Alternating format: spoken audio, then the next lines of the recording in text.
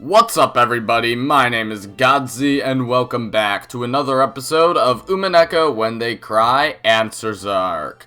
Last episode, we began Chapter 6, Dawn of the Golden Witch, and met a rather eccentric character named Featherin, and two other weird demon twin sisters, or whatever, who we don't know their names. I can only imagine they'll be introduced to us sometime this chapter.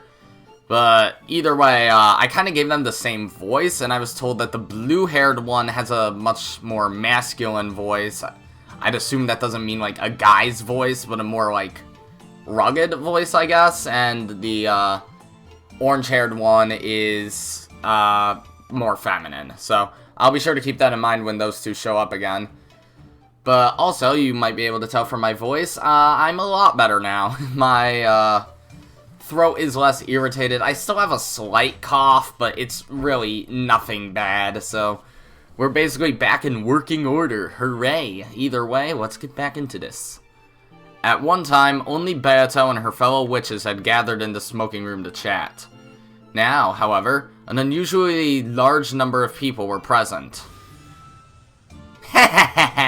I wonder what kind of game Battler's gonna show us. I don't care what it is, as long as it's fun enough to relieve my boredom as I crush it. Leave everything to me, my master. I will perform to my fullest and give you the results you desire. Yeah, you'd better. I kept making strange faces all last game thanks to you. I hope I don't start getting wrinkles from all that. Burncastle, don't worry. Your faces aren't nearly as ridiculous as Erica, Lambda Delta, Beatrice even. Like, they get crazy, but not beyond, like, regular anger. There's no need to worry. The beauty of my master's face is without peer, no matter how wrinkly it may get.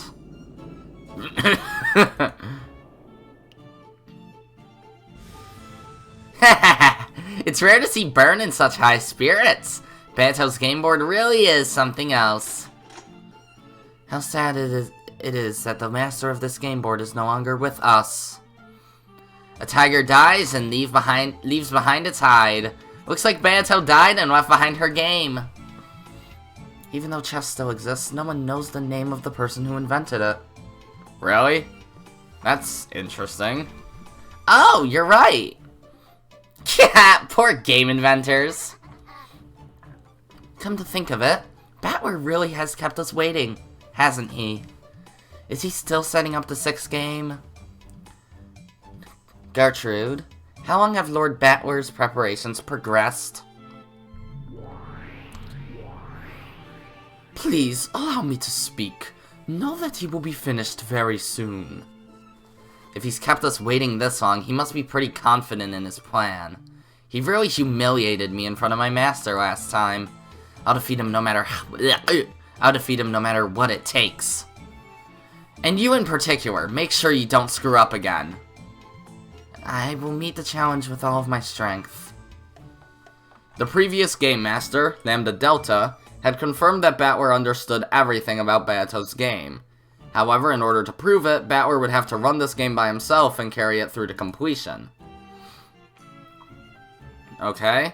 In other words, if Erica could crush this game of Battler's, she would, in effect, wipe away the dishonor of that last game. Though Erica was chomping at the bit to get started, it was taking Battler quite some time to show himself. Then he shows himself. At that time, a swarm of gold butterflies popped into existence and took human form. From the shape of that familiar dress, everyone immediately realized who it was. Oh, hello. Been a while. Except what? Ah, look, it's Beatrice. And I thought you died and disappeared last time. The one who died last time was Beatrice the player. This is probably just a piece. Battler's piece. Even if she is a piece, it does not change the fact that it is her. Beatrice gave an elegant curtsy as she appeared. This humble entrance was so vastly different from her usual high-pitched laugh. that it made the long-awaited start of the 6th game feel even more ominous than it otherwise would have. Father will be here very soon. I ask that you wait for just a short while longer. Father? Aha! Father? The heck? Is that the new spin this time? Not only had Beato started talking in an unusually polite manner, she had also used the word father, presumably referring to Battler. For an instant, everyone was stunned into silence, but they quickly realized that this was setting up some kind of theme, and they grinned. Beato wasn't the type who could keep this kind of act up for long. It would probably fall apart in a few seconds, leaving her cackling rudely at everyone. Erica, who was itching for a fight, went for Beato almost at once. I can't believe that incompetent Battler reached the truth of your game. I'm sure Father understands it quite deeply. He really is good at that sort of thing. Still, you're pretty lucky. If Battler hadn't become the Game Master, you wouldn't have revived again. You've really got the luck of the devil, don't you? The luck of the devil? Well, either way, I'm going to pay you back in full for last time. You're just one of Battler's delusions, so I'll erase every part of you and knock you down into the abyss of oblivion. I too cannot allow you such an easy victory. I, look forward to having a good, clean fight. Am I supposed to verbalize these question marks? I don't get it. By this point, everyone realized that something weird was going on. There was no doubt that the face, the dress, and the hair were all Beatrice's. However, her expression was different. Even though she had Beato's face, Beato would never show anyone an expression like that.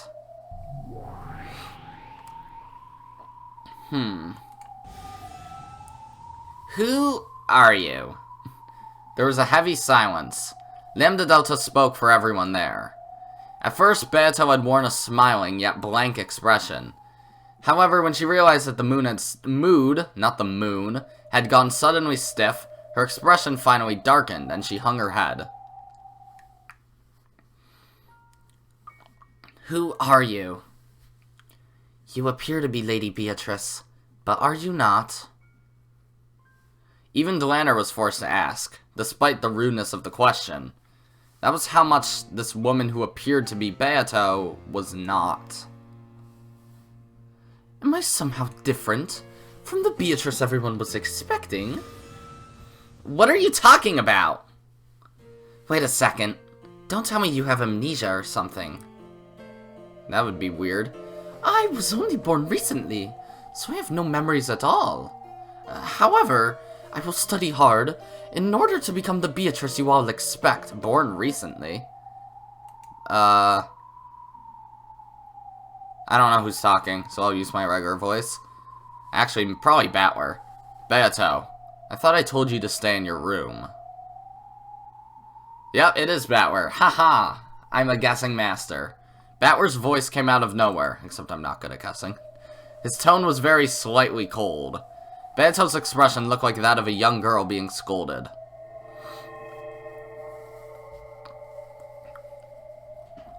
What was that? Nice cloak!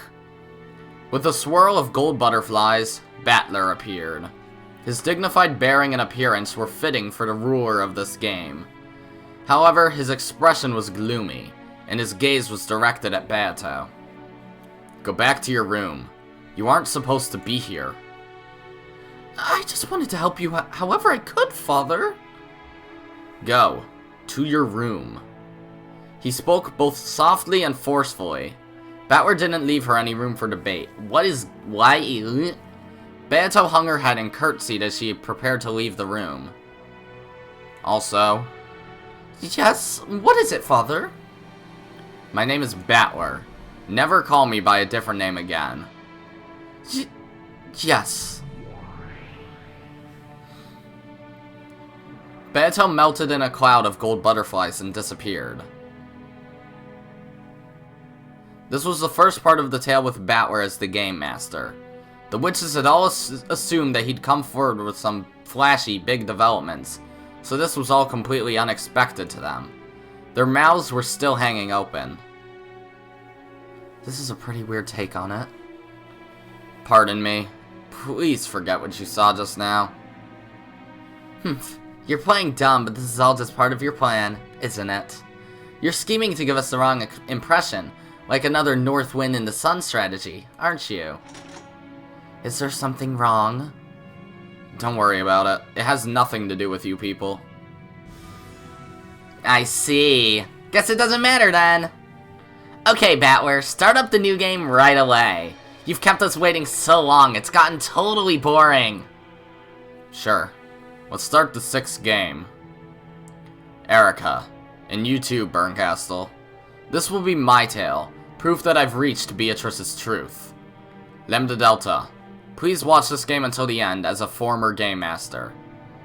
Sure, looking forward to it. What's the title? Dawn. As in, the dawn of the Golden Witch. Sure, if we're talking about a winter sun that goes below the horizon right away. Of course, my master. I'll drag it back down for you. At least your naming sense is good, Battler. I'll give you that much. I'm glad you like it. Then let's get started. The 6th game will now begin. Battler solemnly announced the start of the game. Compared to his fired-up attitude at the end of the previous game, where he and Erica had sworn to settle everything next time, he was extremely quiet now.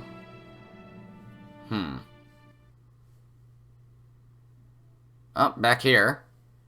Forgot what voice I gave you. Angie, Beto seems to have changed a lot since we last saw her. I'm surprised too. I don't have a clue what's going on. I don't even get why Beato's alive in the first place. I just finished reading it a second ago. But at the end of the previous tale, didn't she die just before Battler reached the truth?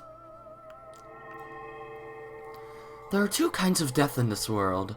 One of them is when a piece is taken from the game board. Such a death exists only within the bounds of the game, and these lives can revive over and over again each time a new game begins. That's why the witches are so merciless when it comes to taking those lives.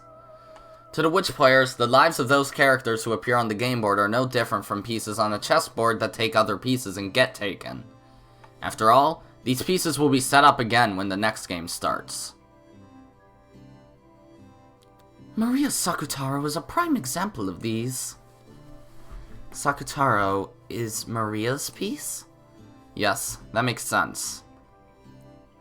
In the game board that represents the inside of Maria's head, Sakutaro certainly does exist, and is a piece that always stays by her side. Though he's nothing more than a stuffed animal in the real world, on Maria's game board, he's no less of a piece than any other.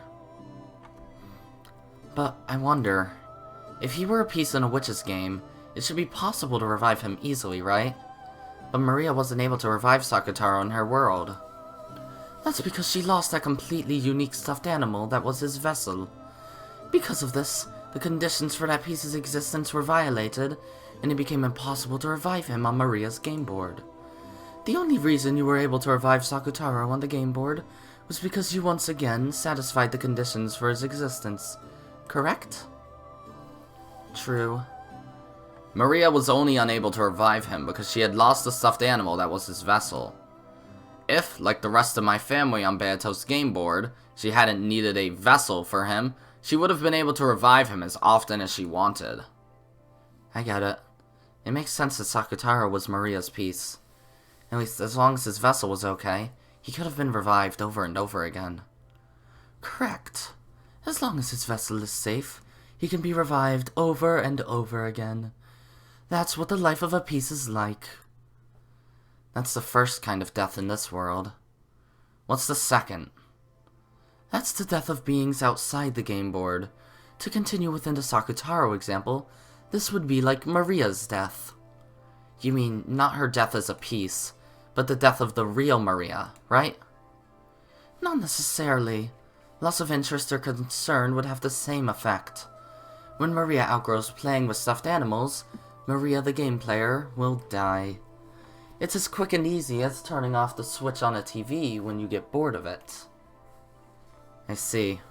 In that case, Beato the player completely gave up on winning during the last game, so she died and vanished. Which means if Beato ever comes back, thinking she's got a chance of defeating Battler, That'll mean she's come back to life, right? Logically, that is true. It's the same for humans, witches, and even gods. If they lose interest and concern, they can die at any time. And if they regain that interest, they can revive at any time. However, though the concept of time does not exist in the world of gods, and they can revive whenever they want, time shoots by like an arrow in the human world, and it isn't so easy there. That's true. Skipping school for one day might not be a problem, but if you skip for 3 days in a row, it'd be really hard to convince yourself to go back. And what if that stretched out for a month, a year, a decade, or 1,000 years like in the world of witches? I see. If you skip class for that long, it'd mean your death socially.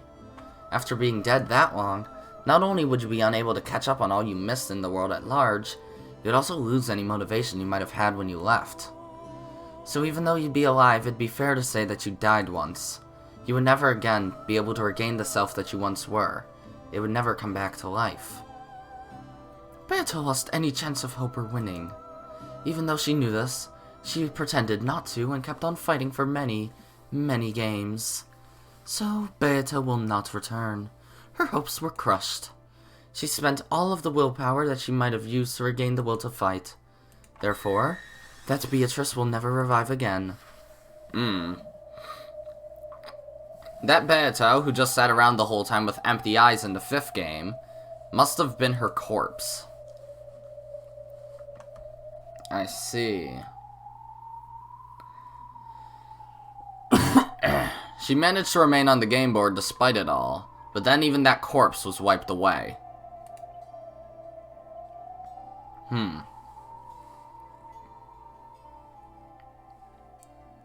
If Beato had been the game master at that time instead of Lambda Delta, the game board itself would have vanished at that moment and everything would have ended. Come to think of it, Beato started to lose the will to fight back near the end of the 4th game. When Beato loses her will to fight, the world of this game disappears. However, the witches wanted to keep playing in this game board world, so Lambda Delta bound Beato in place with that cursed shackle. Ah. It's the web again. We haven't seen a web in a while. She used that shackle to fix the game board in place and prevent it from disappearing, even if Beato did lose the will to fight. In chess, this would be the equivalent of removing the set time limit for each turn, making it endless. However, simply having the game endlessly paused on Beato's turn would cause the witches to die from their illness of boredom. That's why Lambda Delta took the position of Game Master. Starting then, Beato's existence was no longer one of the conditions necessary for the game's existence. That's probably why the shackles binding her to the game board were released. Huh. And that explains why she disappeared in the 5th game. So, when Battler managed to reach the truth, it was one game too late for him to tell Beato about it. The 5th game was a form of charity on Lambda Delta's part. She merely showed Battler some mercy as the Witch of Certainty, acknowledging his strong desire to reach the truth no matter what. How can you call that charity? It's just those fickle witches killing time. Let's get back to the point. So that means this weird Beato isn't the player Beato. She's just a piece Beato. True. If that is the case, she should eventually become the Beato everyone knows. I imagine that is the Beato that Battler wants. You mean, he wasn't satisfied with just a doll? When playing with dolls, one can project the personality they most desire onto the doll. However, since you are acting out their part, nothing unexpected can ever happen. You cannot hope for any unanticipated happiness. In the human world, there is nothing so boring as a pre-established harmony. That's why, though a doll can become a person's best friend in the world, people eventually get bored and outgrow them. Battler only wants the real Beato. He couldn't bear having a doll that only acted like Beato.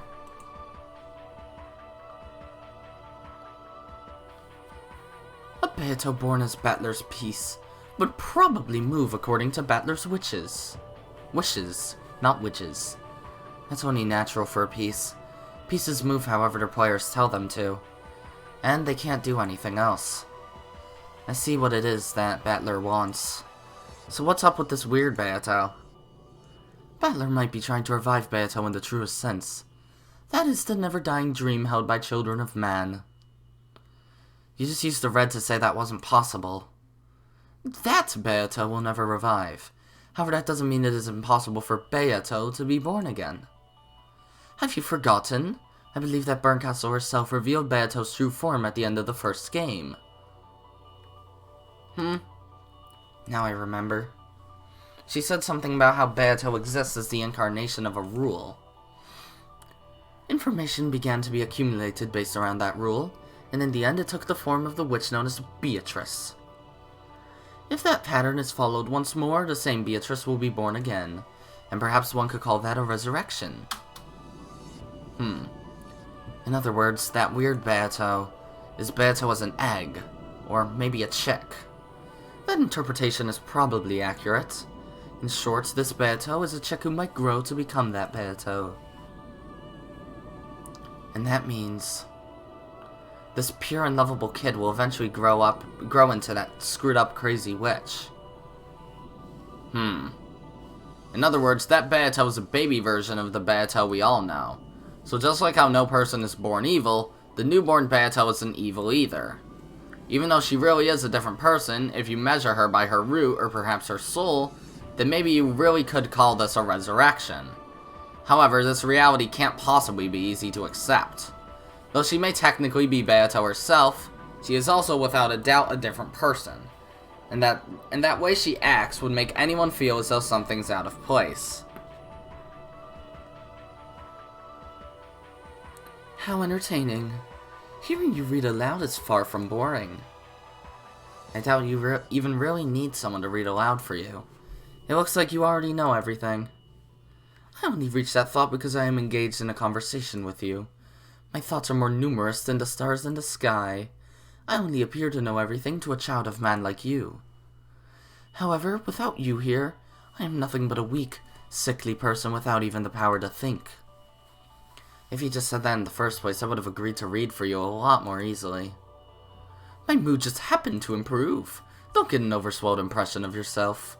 Your life means less to me than a leaf one is lost after using it as a bookmark. Please keep reading already. Is that pretty much what you're trying to say? Okay. Far from boring. You really do make an excellent Miko. Featherin rocked back in her rocking chair and looked back at the ceiling. Looked up at the ceiling, don't know where I got back from, laughing as though the conversation itself was pleasant for her. Angie was slowly figuring out how to deal with this strange witch. This person was also bored. It's not uncommon for a sick person, who's bored from being bedridden for a long time, to start acting rebellious. On the other hand, they can also get a little bored of being treated kindly all the time. She may want to be shown respect for her superiority, but it's probably more interesting for her when she's spoken to rudely. What a coincidence. That's exactly how I used to be. Anyway, from what we learned in the fourth game, there's no doubt that there's been some kind of antagonism between Beato and Battler in the past. Learning about this Beato might give us a key to finding the truth. It does seem so. It has caught my interest as well. Let's read her tale too. Oh sure, as you wish, my master. When Angie raised her hands like a conductor, the bookshelves in this bizarre study responded. Once again, several books folded out and began to swirl around Angie.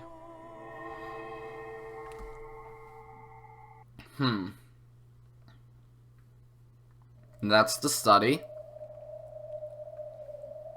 Kinzo's study is the room belonging to the master in the human world.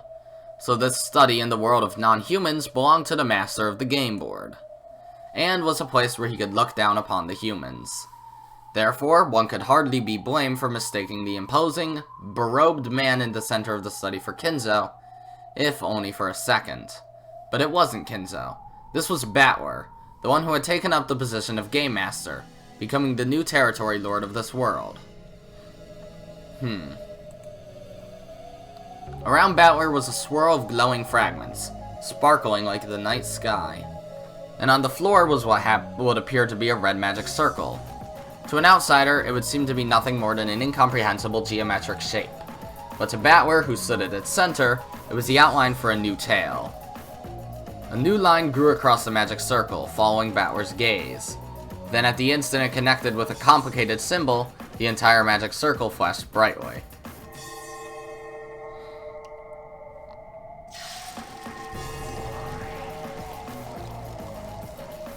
Table. And this is a new song, I think. Oh, it's over. So, how does it look? Oh, hello, Genji. It is splendid, Master. The 6th game is complete. As Battler wiped his forehead and finally relaxed, Genji, who was standing behind him and watching over his every move, nodded deeply in response. I always thought being a game master meant you could make the tale however you want. But this is seriously harder than I thought.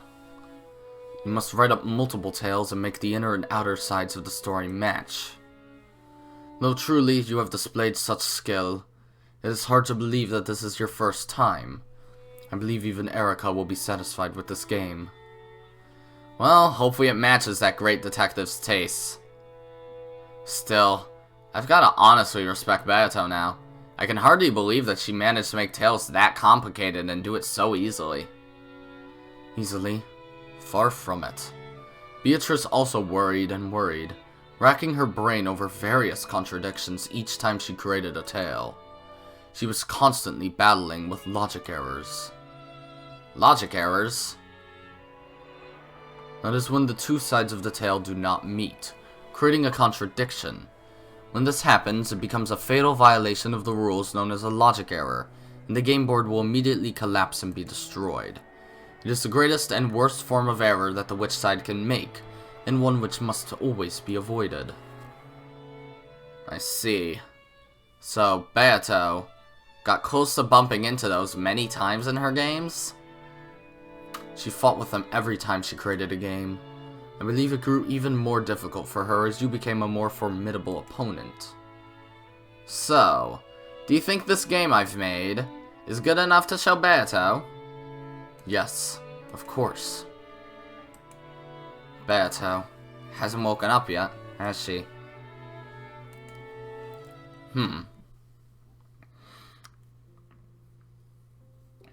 It's been a while since her body was formed as a personification of the rules. Is she still not awake? After remaining silent for a while longer, Genji answered. She woke up 3 days ago. You were concentrating on the construction of the 6th game, so I decided to wait before telling you. My sincere apologies. Oh, really? Yeah, I'll bet she's still all drowsy after sleeping so long.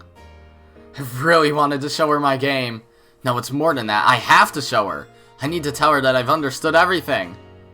Bauer's face broke into a smile. There was no trace in his expression of the hatred he had once felt towards Bayato for murdering his family. Okay. In a way, that was the final riddle of the 5th game. Yes, when Battler reached the truth, there was a great change in his impression of Bayato. So, shall we assume that there really was something between Battler and Bayato, and that he forgot all about it? However, Battler suspected this in the 4th game and asked Bayato about it. According to the tale, this was denied by the Red Truth. 6 years ago, no person called Beatrice existed for Battler. We can read this as saying that Bayato did not exist 6 years ago. Or it could simply mean that she had no connection to Battler at that time. However, either way, Battler did not visit Rokkenjim at all for the next 6 years. October 4th, 1986 should have been the first time Beatrice and Battler met. If so, why was there already some kind of antagonism between them? I don't have a clue what it means.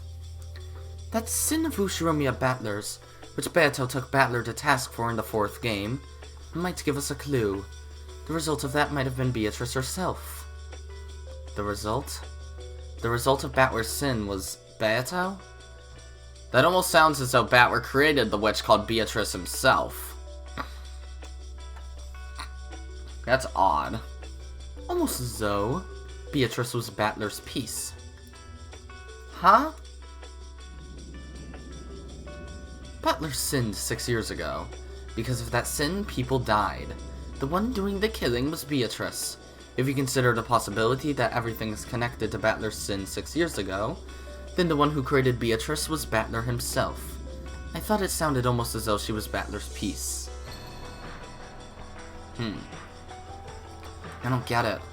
Even if Battler was sinned in some way, his crime couldn't have been anything close to murder. If this huge massacre is in retaliation for what he did, then it's totally out of proportion. Beato killed our family. Dad, Mom, Battler, everyone. I can't believe that Battler's sin was anything deserving of that. The weight of a sin depends on the person measuring it. Even a sin so light that Battler might have forgotten could have been so serious to Beato that she hated him enough to massacre his whole family a full 6 years after the fact. Well, even I find that a bit excessive, and more importantly, if she were a person like that, I would find it hard to accept that Battler would act so friendly towards her after discovering the truth.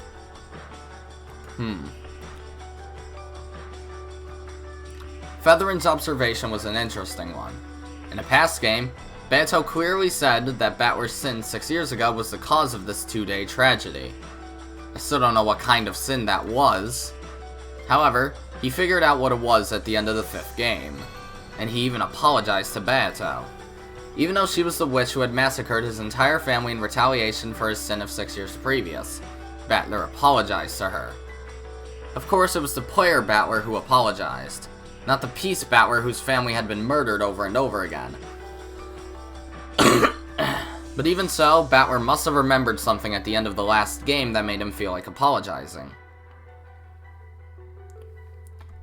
Does that mean the sin from 6 years ago is hidden somewhere in the tales we've seen so far? Christ, I don't know why there's a tickle in my throat. I've already formed a certain theory on that matter. Oh? Let's hear it. I cannot tell you yet. I want to enjoy being the only one who knows the answer for a little while longer. Well then, I guess I'm done reading for you. Haha. Well, we can't have that, can we? Have some patience and read a bit further. My theory is still nothing more than a guess. Once I'm certain of it, I'll tell you. Okay, my master. I actually do want to hear what comes next, after all. Just what kind of connection do Battler and Beatrice have with each other? Understanding that will probably give me a massive clue towards finding the truth of this world. After all, because he remembered that, he was able to reach the truth.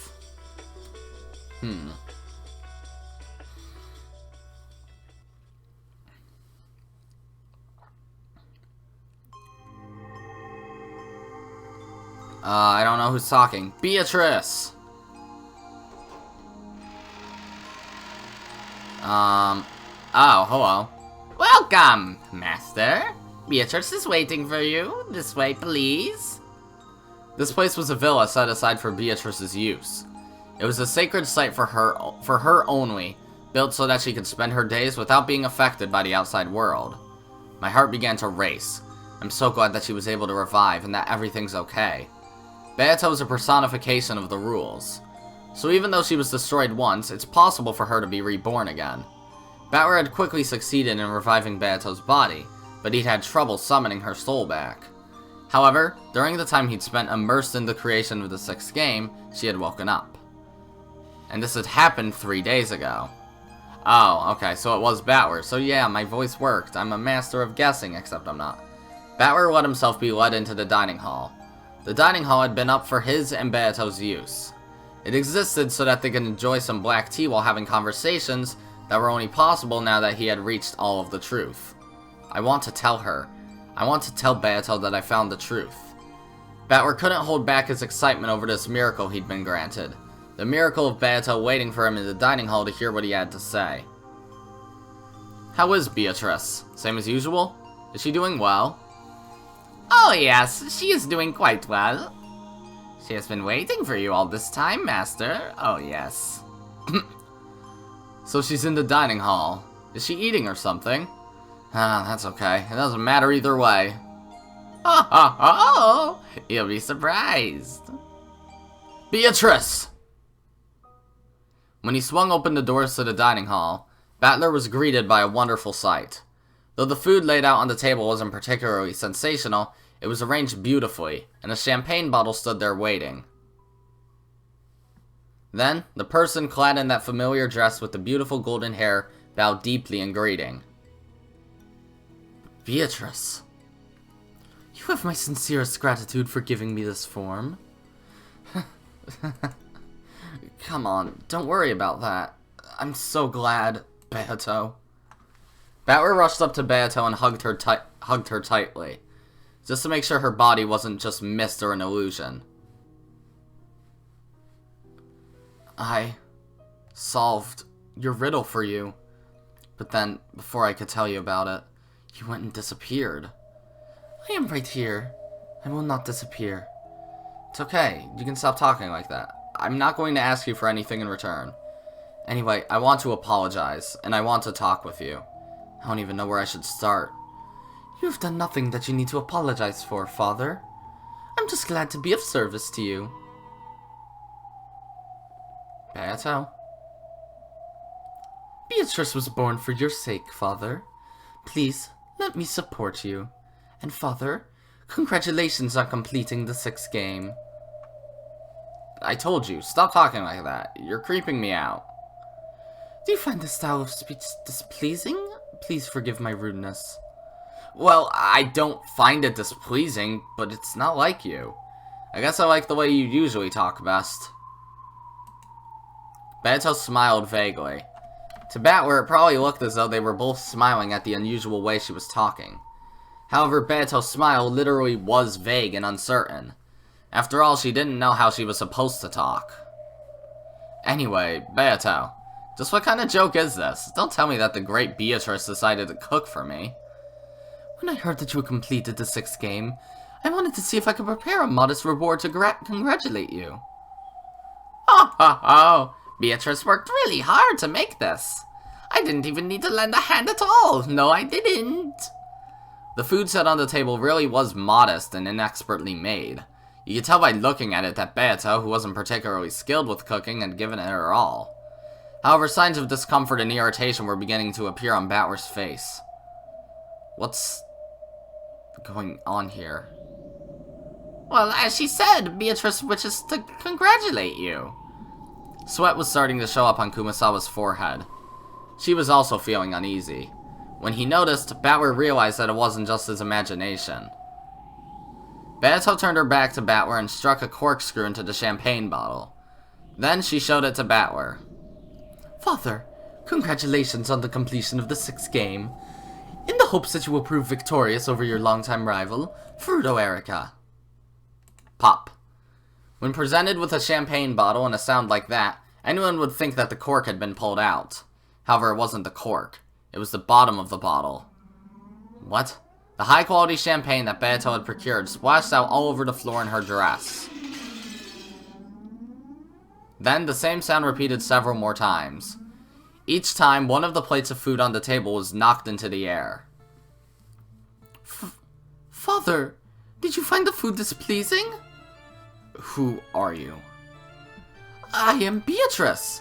I was born for your sake, Father. That's not right. Huh? Who is this? This isn't Beato! And anyway, don't call me father. What's going on here? What is this? Didn't I revive Beato? Kenji, what's this all about? My apologies, but that is indeed Beatrice. Are you kidding me? How is this supposed to be Beato? She's totally wrong. A fake! No, this is Beatrice. This is without a doubt Beatrice, who was born in accordance with the rules of the game board. No, this isn't anything like Beato. Beato would always talk in that weird way and laugh rudely and... No, this is most certainly Beatrice herself. Then why is she talking like that? Why is she calling me father? Beatrice was only born a short while ago. It would be far too cruel to expect her to act as she once did so soon. Are you saying that her memory hasn't returned yet? Master, this person truly is Beatrice herself. However, she is not the Beatrice you know so well. What are you talking about? I'm the Game Master, right? Why can't I revive Beato? Beatrice has revived. However, the old Beatrice lived for 1,000 years. This Beatrice, on the other hand, was only born a short while ago. If she appears to be a different person, well, that just can't be helped. Then how can I revive that Beato? Her body is right here. How can I revive her soul? If she lives the same 1,000-year life again, she should become the same Beatrice she was before. Are you telling me to wait 1,000 years? A person's personality isn't decided solely by their birth. It can change drastically based on how they live and what they experience.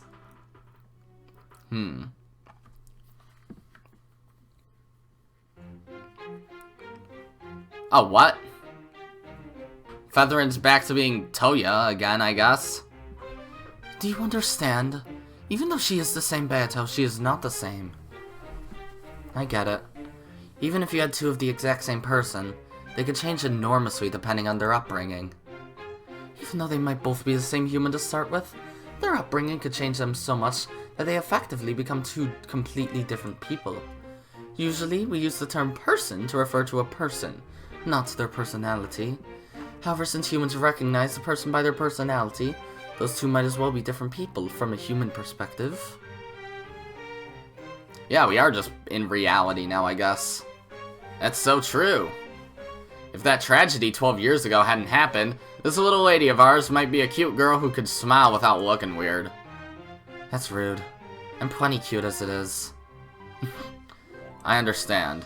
If a personality is what makes a person in our eyes, you could probably say that a second personality represents a different person entirely, even if it inhabits the same flesh body.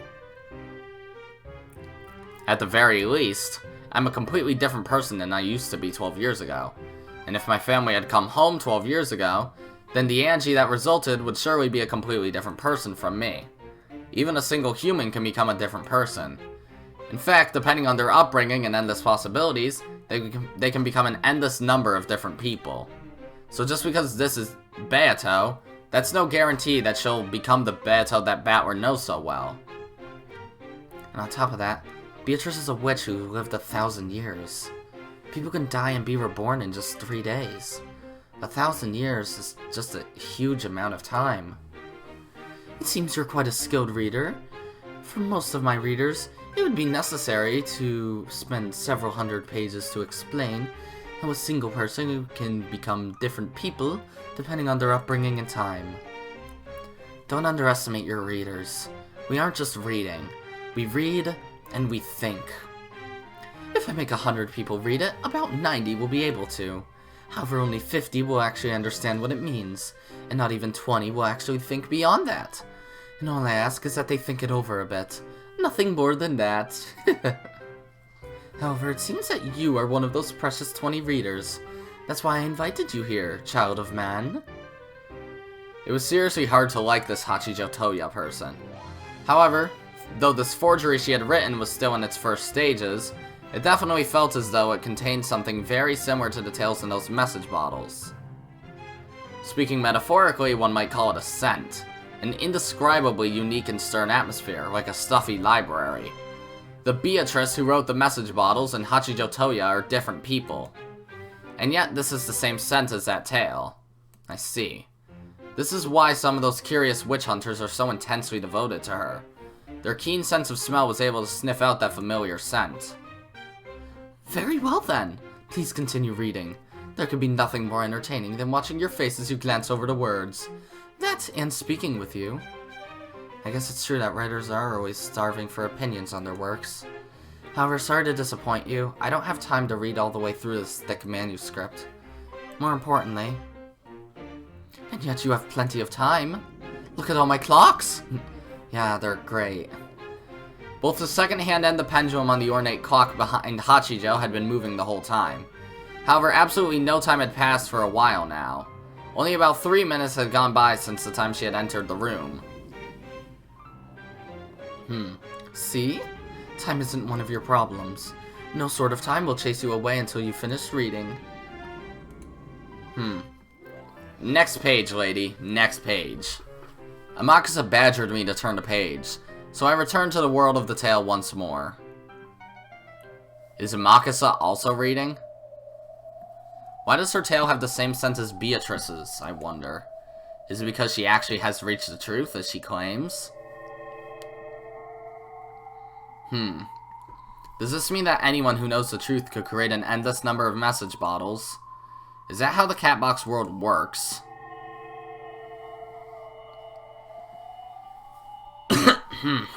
I see. I guess she might also be an endless witch. In fact, maybe anyone who knows the truth can become an endless witch. An endless tale created by the endless witches. The 2 days starting on October 4th, 1986, where my family is being toyed with endlessly. I have to end it. I have to find a hint of the truth from within the story, and end this endless tale.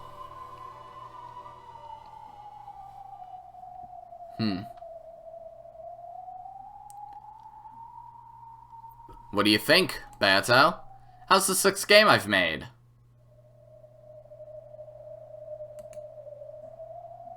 Well, you're not the type to give me an honest compliment anyway. You'd probably say something more like, not bad for an incompetent fool like you. Not bad for an incompetent fool like you? Heh. Now that I've seen what it's like to be a game master, it's pretty clear. I wasn't the only one who had it rough each and every time. Creating a game is far from easy. I certainly never expected us to recognize each other's efforts like this. Creating a game is far from easy. I certainly never expected us to recognize each other's efforts like this. Is this Beatrice a different one from the just born Beatrice? All wrong. This isn't Beato. Oh, that was nothing then. Battler slammed hard on the desk, but the piece Beato showed no reaction. After all, Battler hadn't ordered her to react. It would be easy to revive that Beato as a piece. However, it would only move according to Battler's wishes. Having a conversation with it was no different from talking to himself. The Game Master could summon any kind of piece. He could move those pieces in any way he wanted, reigning as an absolute god. However, for that very reason, they were just pieces. That made it unbelievably lonely and sad. You created many kinds of furniture, as well as several tales in the past. When I saw that, I was sure you were having a great time doing it. But that's all wrong. You were unbelievably lonely. It must have been such a relief for you, having an opponent like me who could actually go against you. Yep, I'm painfully aware of that now. That weird, polite Beato. Really was you, wasn't she? The way you were 1,000 years ago. And yet, she's a different person. The way she looks just like you is what I really can't get over. I can't stand it. However, she isn't a piece, so she can go against my will. That Beato is much more alive than a piece like you. I get that. But it's all wrong. That isn't you. She's a completely separate person, like a long-lost little sister or something. And that's why I just can't accept her. As much as he hated the piece version of Beato, Battler felt an even stronger dislike for the chick Beato. Okay. Even after a whole 1,000 years, she still wouldn't become the original Beato. Even if she were ordered to act like the original Beato, it would just be an imitation. This was a very similar but separate person, and definitely not Beato herself.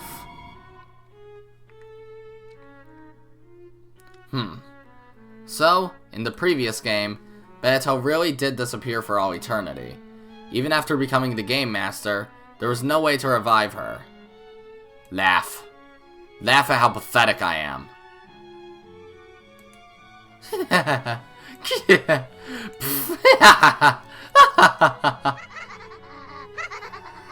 Just give it a rest already. You're just an illusion who won't laugh unless I order it, and who can't even continue to laugh unless I keep on ordering it. Just disappear! Oh, wow.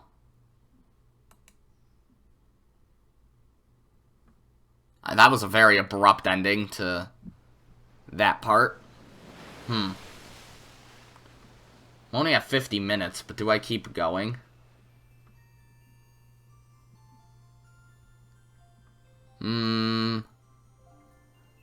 Might as well. On Rokenjima, this day, or rather, this round, was the same as any other. The typhoon would be coming very soon. The sky was still overcast, but the clouds were moving quickly.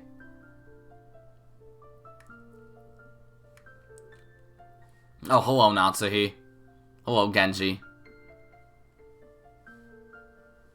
The only thing on Natsuhi's mind was the plan to cover up Kinzo's absence again this year. Hello, Kraus. Kraus appeared to have suffered a stomachache from the stress and was sleeping in his room. Hello, Kawabata. Been a fucking while.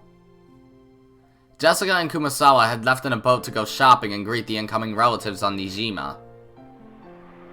The servants had been busy since the early morning preparing for the family conference, the greatest event of the year. Shannon and Kanon were rushing to get the guest house ready. If the relatives are going to stay the night, shouldn't the guest rooms in the mansion be more than enough? Good point. It's a pain to clean up this place too, after all. Even so, I like cleaning the guest house.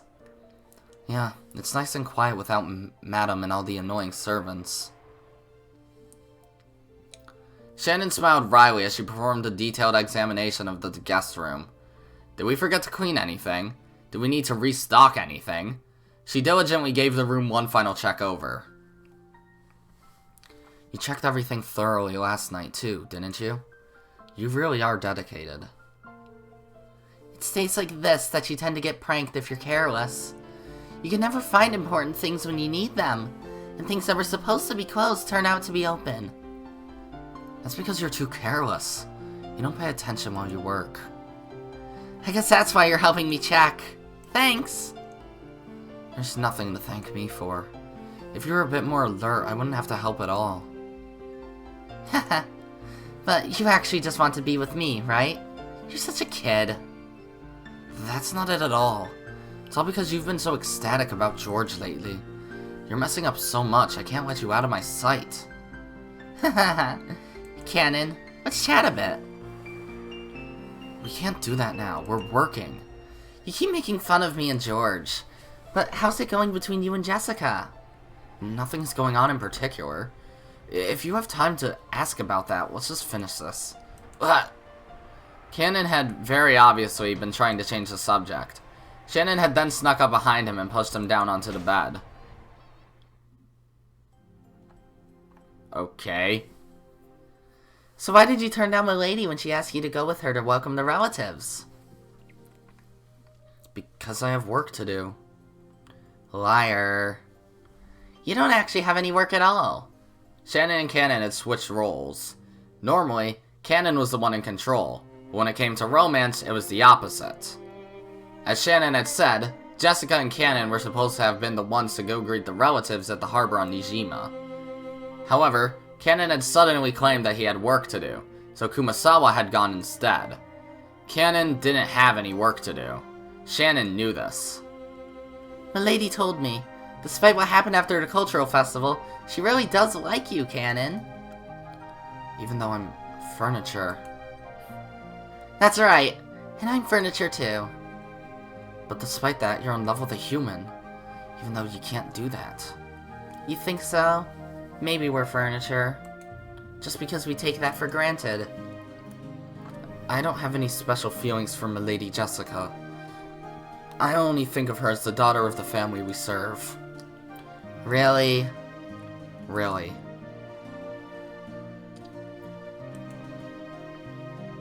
What? You know, there is a chance that George will propose to me tonight. Shannon wore an incredibly peaceful smile on her face, but Kanon could tell that there was no way she'd let him change the subject.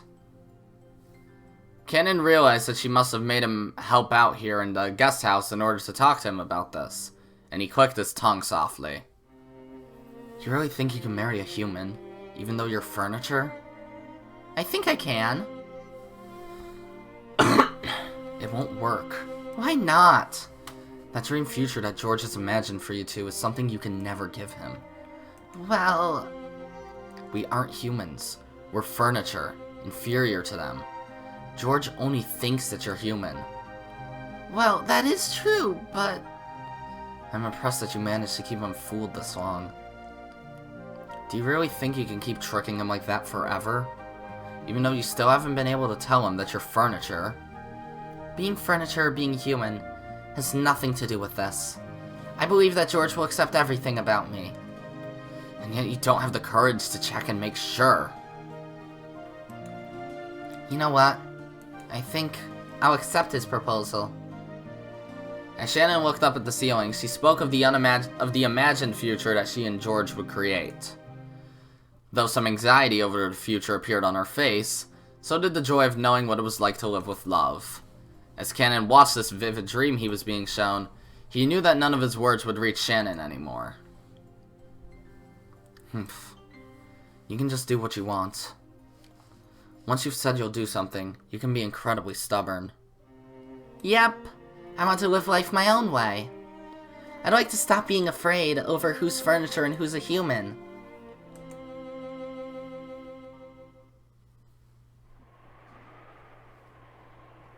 Kanon walked over to the window silently. He saw the rose garden filled with boring, gray flowers in bloom. He realized that Shannon was acting above her place, and he knew that her tale had no chance of a happy ending. However, he also knew that no words of his could change her mind now that she had made her decision. In that case, it doesn't matter what I say. If I tell you to stop, you won't listen. If I tell you to do what you want, you'll do what you want. Why are you talking to me about this? It's not like you care what I have to say. What I want to know is how you feel about Milady.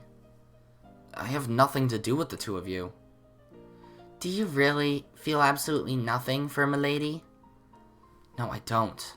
As I keep telling you. Liar. What makes you think that's a lie? I can tell. I'm your sister, aren't I? You don't know. You can't tell what I'm feeling. I do. I know everything about you, Kanon. If you really do know, then why did you ask? Your head and your heart are completely filled by George, aren't they? And it's that sincerity of yours that I love. That's why I'm rooting for you in the only way I can. Otherwise, even I wanted to love Milady. Kanon finally turned to face her, honestly and openly telling her how he really felt. That was what Shannon had wanted to hear. And after hearing that, she pressed Kanon even further to reveal his true feelings. You can't leave it at that. I won't let you. Then what should I do? What do you want me to say? Don't try to dodge by saying I wanted to love her. All you need to do is honestly tell me what you really feel. Milady is too dazzling for me. The way she lives is dazzling, like the sun. That's why I love her. I was so happy when Milady stretched out her hand and asked me to walk with her. No, I still am happy. You love her, don't you? Yes, I do. I love Milady. Finally, Kanon confessed his feelings in their entirety. In fact, by saying it aloud, he finally understood how he truly felt. As passionate tears welled up in his eyes, Kanon finally accepted it. He couldn't stop the tears from dripping down his face. Both of us are exactly the same, locked up on Rokonjima and living without any hope at all. And yet Milady was able to light her own path and create her own fate. She was so dazzling that I envied her. I felt as though, if I could be with her, I could find my true self, instead of being the pitiful person I am now. When you turned down Milady's confession, were you sad? I was! I never realized that a lie you make to yourself could be so sad, so painful, so excruciating. And I couldn't forgive myself for hurting Milady with that lie. I believed that I didn't have what it takes to ever fall in love again. But that wasn't true. Do you know what's needed to fall in love? It's something that you can't get from anyone but yourself. Being furniture or not has nothing to do with it. If you decide for yourself that it won't work out, then it won't. You mustn't leap to such rigid conclusions. That's why I, overambitious furniture that I am, gave myself what's needed to fall in love. So you have it too, Kanon. You mean, I have what it takes to fall in love? Yes. If you won't give it to yourself, I'll give it to you. Thank you. I feel as though I can finally See the sea. I'm certain of it. Wait. I'm certain of it. George will propose to me tonight. When he does, I will accept. I intend to leave this island and start a new life in our new world. If that's the path you've chosen, then I have no say in the matter. I'll leave this island, and after that, I'll never return again. I'll have to say farewell to you, Kanon. You're right. We won't see each other again, will we? If you do love Milady from the bottom of your heart, and if your feelings are at least as strong as my feelings for George, then you and I will have to settle whose feelings are really stronger. Shannon. This way is best for both of us. Don't give up on your feelings for my sake. Even though my selfishness might keep you from your happiness? I realize that same thing about myself. I know that my happiness will bring you pain. Why would that be the case? We have no choice but to hurt each other. As she said this, Shannon turned her back to Kanon. As Kanon watched Shannon from behind, he was struck by her strength, and the love she still felt for him despite everything. Shannon, living with you made me happy. Me too. I wouldn't have lasted this long without you. And that's why I was able to meet George. Yeah, and I wouldn't have realized how dazzling Milady is if it weren't for you. I won't abandon the way I feel. I'll focus on that feeling alone, ignoring everything else. And I won't look away when I trample over your heart.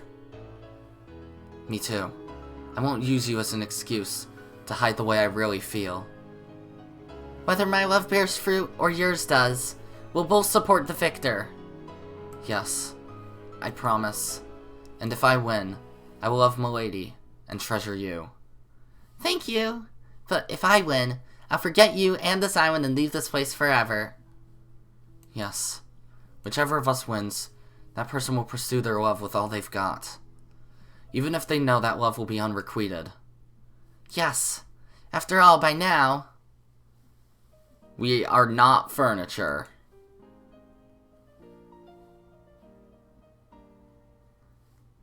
That was nice, but what?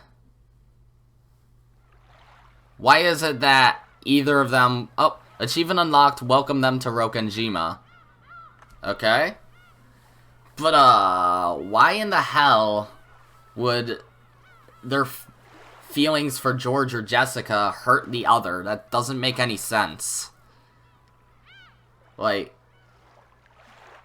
it's almost as if they're trying to say that if Shannon is with George, then Kanon can't be with Jessica. That doesn't make any sense. But, whatever, there's probably something more to it, but I can't fucking understand that. But, either way, I'm gonna end this episode here. So, if you like this episode, be sure to press the like button. And if you didn't like it, then fuck you too. Remember to subscribe, follow me on Twitter, and hit that notification bell to stay up to date on all my videos and stuff. And, as always, my name is Godzi, and I will see you all next time. Goodbye!